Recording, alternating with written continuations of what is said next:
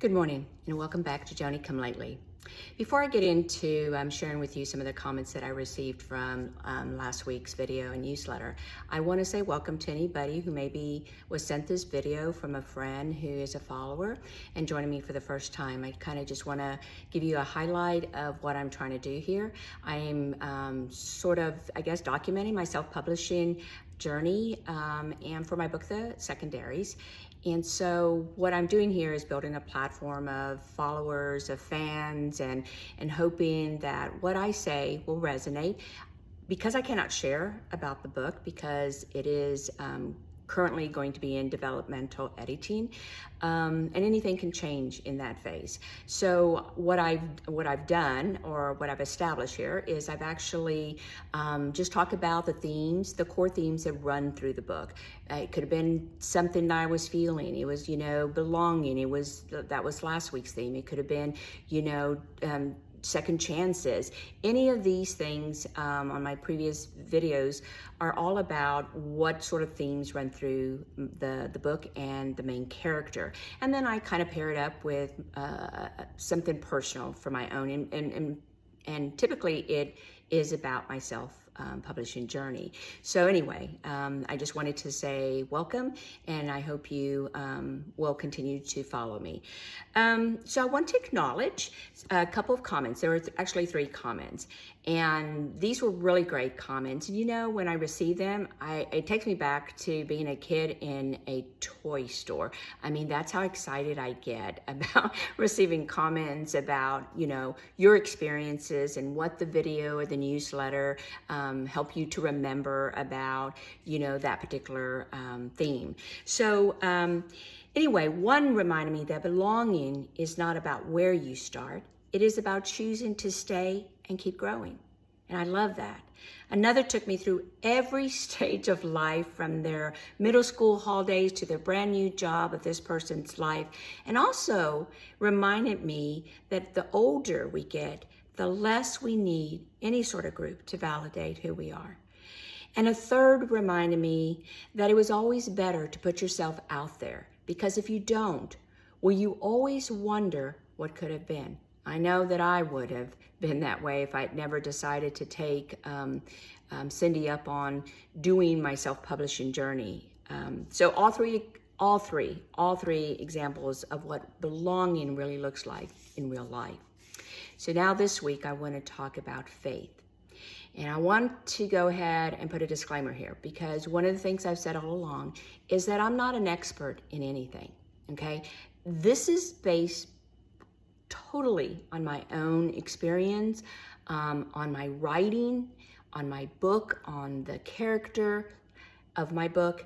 It has nothing, I don't proclaim to be an expert in any of the themes that I run through. I'm just simply sharing what I feel. Like I said, I pair it with a personal example, and typically it's about my self-publishing journey. So I want to say that because of the topic, people tend to go straight to religion. But the kind of faith I want to talk to is not about religion. It's not about any church. It's not about a person's belief system.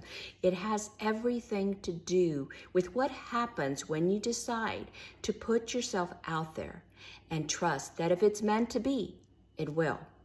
That kind of faith is so much harder than it sounds, especially for someone like me. Because faith, real faith, it's not passive. It is very much active. It is the deliberate decision to let go of control, to release all the negative doubts, to stop feeling or feeding the anxiety and the self-doubt beasts that lay within yourself. Those do nothing but raise your high blood pressure and really keep you stuck. And to trust what is meant to happen will happen. And I will be the first to admit that goes against every grain in my nature. For people who know me, I am a control freak by nature, by habit, by years of trying to keep everything together. Letting go does not come naturally to me. But I've learned the hard way, that holding on too tight to outcomes only exasperates my fear and it never, not ever, made anything better for me. Faith is often the unseen. It is a visualization and imagination used in the most positive way possible. Not the voice in your head that can think of 1,000 reasons why what you're doing will go south. And I know that voice well, but I've also learned that listening to me has not served me. And for me, my example, Faith, is this entire self-publishing journey, every single step of it, the videos, the newsletter, the puzzle piece contest, the developmental editor, and all the other steps that come after that, the contract that I just signed and will take to her later today, all of it, every single part of it is faith in action. Because I have no idea, and I've also said this many times on my previous videos, if any of this is going to work. Not just the marketing piece, but every step required to self-publish a book. I do not know what I'm doing will yield the kind of fans, the following that will really resonate with my book and that what I'm hoping for. I do not know if I will find the success I'm working towards. But I have come to understand something, that success in publishing a book looks different for every single author. For one, it might simply mean, hey, telling people I have a book out there on Amazon. My story finally exists in the world. For another, it might mean becoming a household name. Move over, J.K. Rowling. I mean, I hope I fall somewhere in between. I'm not trying to say that I have the next Harry Potter, because, but who knows? See, here we go again. Because believe me, I will be more than okay with wherever I land, as long as I land. But here's what faith requires me to do. Show up anyway. If you have something that your heart desires and you want to reach out and do something that you've never done before, but know that you have the skills, the talent, the time to do it now, show up anyway. Put it all out there anyway. Take every uncomfortable step that it requires you to take and trust that it will work. So here's my question for you this week. Is there something in your life right now that requires you to take a leap of faith, to let go of the outcome and trust the process, even when you don't know and you can't see where it is going? Tell me in the comments, because as I've always said as well, your story matters just as much as mine. And this is exactly where my main character found himself. He did not grow up. He didn't have enough time to grow up because he died at 16. So he didn't have enough time to really put out what he was doing and, hope that things would turn out the way he wanted them to turn out. He was 16 years old. And like most 16 years old, and honestly, most adults, including myself, he had no real understanding of what it means to truly release control and trust something much bigger than yourself. But coming back, it gave him a new perspective he never had before. He understands now in a way that only someone who's been through what he's been through can understand. That what he is about to embark on is going to require enormous faith and enormous due diligence. Not one or both, not one or the other, but both. Because faith without action is just wishful thinking, and action without faith is just anxiety. He has to do both. Show up fully, do the work, and trust that he is meant to be here, back on earth.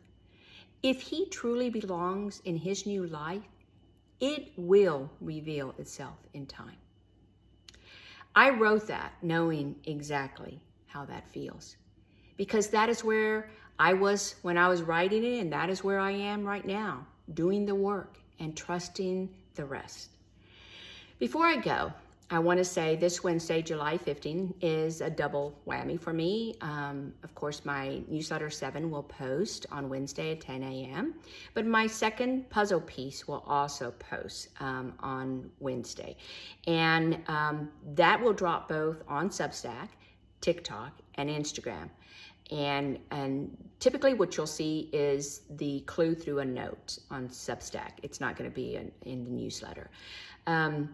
It's another piece of the world of secondaries. It's trying to get you to guess without really having a lot of knowledge, but just based on what I've shared with you in all these videos so far, try to guess those puzzle pieces, what it means. And, no guess is wrong. I mean, obviously, at the end of the puzzle piece contest, whoever had the most correct guesses will win.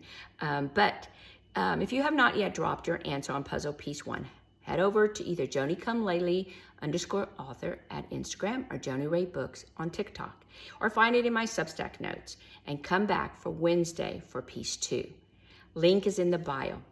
I'm Joni Ray. My book is called The Secondaries, and we're just getting started. See you on Wednesday.